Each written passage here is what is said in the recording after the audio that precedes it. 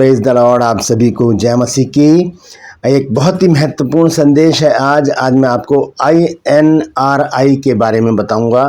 जो प्रभु यीशु मसीह को जब क्रूसिफाइड किया गया तो उनके क्रूस के ऊपर एक पत्र लिखा गया था जिससे कहा जाता है दोष पत्र। ये दोष पत्र क्या होता है और INRI का अर्थ क्या होता है, ये आज मैं आपको बताने जा रहा हूँ। तो बने रहिए मेरे साथ, पूरा संदेश सुनिए। थोड़ा सा बड़ा हो सकता है, संदेश लंबा हो सकता है, लेकिन आपको संयम रखना होगा, पूरा संदेश सुनना होगा अधिक जानकारी पाने के लिए। तो शुरू से लेकर अंत तक मेरे साथ बने रहिए। और मैं आपसे निवेदन करता हूँ, यदि अभी तक आपने मेरे इस चैनल को सब्सक्राइब नहीं किया तो अभी सब्सक्राइब कर लीजिए, बेल आइकन को दबाइए ताकि नोटिफिकेशन आपके पास पहुँचे। नया वीडियो, नई जानकारी बिना व्यवधान बिना रुकावट आपके पास पहुँच जाए। मेरे वीडियोस को लाइक कीजिए और शेयर कीजिए और कमेंट्स बॉक्स में आकर मुझसे ज़रूर बातचीत कीजिए। और ज़रूर इस चैनल को शेयर कीजिए लोगों को, क्योंकि अब मात्र 150 सब्सक्राइबर दूर हैं हम 1 लाख के। तो ज़रूर मेरी हेल्प करें इसमें, ताकि हम सब मिलके प्रभु को महिमा देने वाले बन जाएं। Praise the Lord. True plus में आज का सवाल है, आपको बताना है कि किस राजा ने प्रभु यीशु मसीह को निर्दोष कहा था। जानते हैं तो कमेंट्स में लिख दीजिए, नहीं तो डिस्क्रिप्शन में आपको इस सवाल का जवाब मिल जाएगा। आइए एक छोटी सी प्रार्थना करते हैं, फिर आज के वचन में चलेंगे। प्रभु जी, मैं धन्यवाद देता हूँ आज की सुबह दिखाने के लिए। और प्रभु जी, विनती करता हूँ आज के वचन को भी शेयर करने में मेरी मदद सहायता कर। मेरे होठों को, मेरे दिल दिमाग को छूकर ब्लेस कर। मेरी आत्मा और मेरा शरीर तेरे ही कब्जे में रहे, ताकि बोलने वाला मनुष्य नहीं बल्कि तेरा आत्मा हो। जो भी गुण भेद की बातें आज के वचन में छिपी हैं प्रभु, वो हम पे प्रकट करना, ताकि हम उन सभी बातों को जानें और अपने जीवन को उसी के अनुसार गुजारने का प्रयास करें। जितने भी लोग इस वचन को देख रहे हैं, सुन रहे हैं, उन सब पर मैं तेरी आशीष बोलता हूँ। हर एक को आशीषित कर, हर एक की रोग बीमारी चिंता परेशानियों को अपने सामर्थ्य नाम के द्वारा दूर कर दे। यीशु नासरी के नाम से मांगते हैं, आमीन। Praise the Lord. तो आइए आज के इस अद्भुत संदेश को हम शुरू करेंगे। संदेश है INRI या दोष पत्र का अर्थ क्या है। तो पहले मैं आपको INRI के बारे में बताऊंगा। मैंने सब लिखा हुआ है, मैं आपको पढ़कर बताऊंगा ताकि कोई भी गलती ना हो। और मैंने वर्सेस भी लिखी हैं, और आजकल मैं ऐसे ही वर्सेस को इस पेपर पे ही लिखकर प्रिंट निकाल कर ही आपको बताता हूं, क्योंकि बाइबल खोलना फिर उसमें से पढ़ना तो उसमें टाइम ज़्यादा लग जाता है, तो एडिट करने में भी टाइम लगता है। तो आइए इसका अर्थ जानेंगे हम। INRI का अर्थ क्या है। ये एक लैटिन शब्दों का संक्षिप्त रूप है। ये लैटिन शब्दों का एक संक्षिप्त छोटा सा एक शॉर्ट जिसे कहा जाता है वो है। INRI का जो अर्थ है लैटिन भाषा में ये है। मैं यहाँ पर लिख रहा हूँ, मैं इसको पढ़ तो नहीं सकता कि क्या लिखा है ये इस भाषा मुझे नहीं आती है पढ़नी, तो मैंने यहाँ पर लिख दिया है। आप इसे ध्यान से सुन लीजिए, पढ़ लीजिए, देख लीजिए, और आप नोट भी कर लीजिएगा। थोड़ा लंबा मैं इसको खींच दूंगा ताकि आप उसे जान सकें। और इसका हिंदी शब्द है नासरत का यीशु, यहूदियों का राजा। हिंदी अर्थ क्या है इसका? नासरत का यीशु, यहूदियों का राजा। और ये बाइबल में कहाँ लिखा है? यूहन्ना रचित सुसमाचार 19 अध्याय और उसके 19 पद में वहाँ लिखा है कि पिलातुस ने एक दोष पत्र लिखकर क्रूस पर लगाया, यीशु नासरी, यहूदियों का राजा। ऐसा क्यों किया था, आगे चलकर मैं आपको बताने जा रहा हूँ। यह वही शब्द है जिन्हें लैटिन में INRI के रूप में लिखा गया। अब देखिए, महत्वपूर्ण 3 बातें मैं आपको बताने जा रहा हूँ INRI से जुड़ी हुई। पहली बात है कि यह एक दोष पत्र था, क्रूस पर लगाए गए अपराध का वर्णन करता है। ये दोष पत्र क्रूस पर क्यों चढ़ाया गया, ये उसका वर्णन करता है। आगे चलकर मैं खुलासा इसका करने जा रहा हूँ। और दूसरी बात है, 3 भाषाओं में ये लिखा गया था ताकि सभी लोग अच्छी तरह से जान सकें। यूहन्ना 19 की 20 आयत में लिखा है, इब्रानी, यूनानी और लैटिन भाषा में ये लिखा गया था ताकि हर कोई इसे पढ़ सके। इब्रानी, यूनानी और लैटिन भाषा में। और तीसरा जो बात है इसमें वो है आरोप भी है। ये यीशु मसीह के ऊपर एक आरोप है कि यहूदियों का राजा, लेकिन ये गहरी सच्चाई भी है कि यीशु मसीह राजा ही थे और हैं भी। लोगों के लिए यह एक आरोप था, लेकिन वास्तव में यीशु सच में राजा है, सच में राजा है। जिसे लोगों ने मजाक या दोष समझा, वही परमेश्वर की सच्चाई बन गया। लोगों ने मजाक उड़ाया, यहूदियों का राजा है तो अपने को बचा, इस तरह से बहुत सारी बातें वहाँ पर लोग कर रहे थे, और लेकिन ये सच्चाई बन गया। ये परमेश्वर की तरफ से एक सत्य बात हो गई। आज भी संसार यीशु को अलग अलग नाम देता है, परंतु सच्चाई ये है कि वह राजा है, था और रहेगा। वो प्रभु है, था और रहेगा, और वही हमारा उद्धारकर्ता था, है और रहेगा। तो ये मैंने आपको INRI के बारे में बताया। अब इसको हम खोल कर देखेंगे दोष पत्र के बारे में कि दोष पत्र का अर्थ क्या है, और यीशु के क्रूस पर इसे लगाने के 4 कारण मैं आपको बताता हूँ। कि सबसे पहला कारण है दोष पत्र का, हम अर्थ जानेंगे। सबसे पहले क्या है, दोष पत्र जो है वो एक चार्ज है, यानी कि एक इल्ज़ाम है। तो एक नोटिस बोर्ड भी कहा जा सकता है इसको, नोटिस है ये। यह लिखित घोषणा थी जो अपराधी के अपराध को बताने के लिए क्रूस पर उसके ऊपर लगाई जाती थी। यानी कि ये एक लिखित घोषणा थी, लिखा हुआ एक पत्र था, जिसे जैसे लिखा है कि दोष पत्र। तो वो लिखा हुआ एक पत्र था, दोषी के लिए एक पत्र था। जो ये एक परंपरा थी जो वहाँ पर जो रोमन का जो राज्य था उसमें था ये। इसको हम देखेंगे मत्ती रचित सुसमाचार 27 अध्याय उसके 37 पद में क्या लिखा है। यहाँ लिखा है, उन्होंने उसके सिर के ऊपर उसका दोष पत्र लिखकर लगाया, और वहाँ पर क्या लिखा था, ये यहूदियों का राजा है। पूरी जो वर्ष है मैं यहाँ पर लिख रहा हूँ, आप नोट कर लीजिएगा। Matthew chapter 27 verse 37। उन्होंने उसके सिर के ऊपर उसका दोष पत्र लिख कर लगाया, मतलब उसका आरोप जो था, क्यों यीशु मसीह को क्रूस पर चढ़ाया गया है, उसका आरोप जो है वो लिखित रूप पर क्रूस के ऊपर ऐसे लगाया गया ताकि सारे जितने भी लोग वहाँ थे, भीड़ वहाँ पर इकट्ठा थी, वो सब देखें और जान लें कि क्या कसूर था यीशु मसीह का। उन लोगों की तरफ से, यहूदियों की तरफ से जो ये कसूर यीशु मसीह का बताया गया वो था कि वो यहूदियों का राजा अपने आप को करार कर देता है।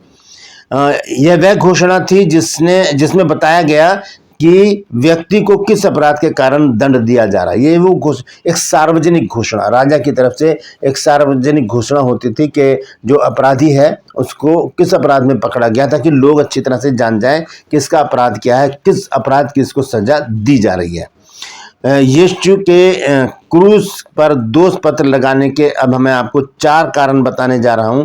ये 4 कारण क्या है। पहला कारण है रोमी कानून के अनुसार अपराध बताने के लिए। रोमी जो कानून था उसमें ये अपराध बताने की एक प्रक्रिया थी, अपराध बताने का एक तरीका था कि जो क्रूस पर चढ़ाया गया है या जो जिसको सज़ा दी जा रही है उसके बारे में लोगों को खुल्लम खुल्ला बताया जाए कि इसका कसूर क्या है। तो ये एक परंपरा थी, एक कानून था, ये रोमी कानून था। तो रोमी प्रथा थी कि क्रूस पर चढ़ाए गए व्यक्ति के अपराध को सार्वजनिक किया जाए, सबको बताया जाए कि इसका अपराध क्या है। इसके लिए हम देखेंगे यूहन्ना रचित सुसमाचार 19 अध्याय और उसका 19 और 20 पद। यहाँ लिखा है, और पिलातुस ने एक दोष पत्र लिखकर क्रूस पर लगा दिया और उसमें यह लिखा हुआ था, यीशु नासरी यहूदियों का राजा। यह दोष पत्र बहुत यहूदियों ने पढ़ा क्योंकि वह स्थान जहाँ यीशु क्रूस पर चढ़ाया गया था नगर के पास था, और पत्र इब्रानी और लातिनी और यूनानी में लिखा हुआ था। 3 भाषाओं में ये पत्र लिखा गया था, और यह दिखाता है कि यीशु को राजा होने का दावा करने के कारण दोषी ठहराया गया। यीशु को राजा होने का दावा करने के कारण ये दोष उनके ऊपर लगाया गया। ये पहला कारण था कि ये रोमी कानून था। ये दूसरी बात, लोगों को चेतावनी देने के लिए, लोगों को यानी कि समाज को चेतावनी देने के लिए दोष पत्र लगाया जाता था। दोष पत्र दूसरों के लिए एक चेतावनी था कि जो ऐसा करेगा उसका भी यही अंजाम होगा। एक चेतावनी यानी कि एक बताना कि अगर आपने भी ऐसा किया तो आपके साथ भी ऐसा होगा। तो ये दोष पत्र इसलिए यीशु मसीह के ऊपर लगाया गया, ये यहूदियों का राजा है। हम देखेंगे लूका 23 अध्याय का 38 पद, ल्यूक चैप्टर 23 वर्स 38 लिखा है, उसके ऊपर लिखा था, यह यहूदियों का राजा है। यह लोगों को डराने और व्यवस्था बनाए रखने का तरीका था, लोगों के अंदर एक भय उत्पन्न करना कि अगर आपने भी ऐसा किया तो आपको भी इसी तरह से कोड़े लगाए जाएंगे, कीलों से ठोक दिया जाएगा, क्रूस पर लटका दिया जाएगा और आपको मार डाला जाएगा, ये मृत्यु दंड आपको मिलेगा अगर आपने भी ऐसा ही किया तो ये लोगों को डराने और व्यवस्था बनाए रखने का एक तरीका था। ये दूसरी बात। तीसरी बात है धार्मिक अगुवों की शिकायत को दर्शाने के लिए। जो धार्मिक अगुवे थे वो अपनी शिकायत को कैसे प्रदर्शित करेंगे उसको दिखाने के लिए ये दोष पत्र लगाया जाता था। यहूदी धर्मगुरुओं ने यीशु पर आरोप लगाया कि वह अपने आप को राजा कहता है। उन्होंने आरोप लगाया कि अपने आप को क्या कहता है, अपने आप को यहूदियों का राजा ये कहता है, बनाता है। और यहाँ पर हम इसको वचन को देखेंगे, यूहन्ना रचित सुसमाचार 19 अध्याय के 21 और 22 पद में इस बात का जिक्र किया गया है। तब यहूदियों के महायाजकों ने पिलातुस से कहा, यहूदियों का राजा मत लिख, परंतु यह कि उसने कहा मैं यहूदियों का राजा हूँ। वहाँ पर वो सलाह दे रहे हैं उसको कि ऐसा मत लिख के यहूदियों का राजा, बल्कि ये लिखे कि उसने कहा है, यानी कि यीशु मसीह ने कहा है कि मैं यहूदियों का राजा हूँ। पिलातुस ने उत्तर दिया कि मैंने जो लिख दिया वो लिख दिया। राजा तो राजा, उसने कहा मैंने लिख दिया तो लिख दिया, मैं इसमें चेंजिंग नहीं कर सकता, क्योंकि पिलातुस जानता था कि ये निर्दोष है। ये पिलातुस जानता था कि निर्दोष है, और उसकी पत्नी ने सपने में देखा था जो कुछ, उसको पिलातुस को बताया कि ये धर्मी व्यक्ति है, इसके बीच में हाथ मत डालना। इसलिए पिलातुस ने अपने हाथों को धो लिया था और कहा था इसका खून तुम्हारे सर पे पड़े। तो ये है तीसरा कारण कि ये यहूदियों के जो धर्मगुरु थे वो, उनका ये विचार था कि ये यहूदियों का राजा अपने आप को दर्शाता है।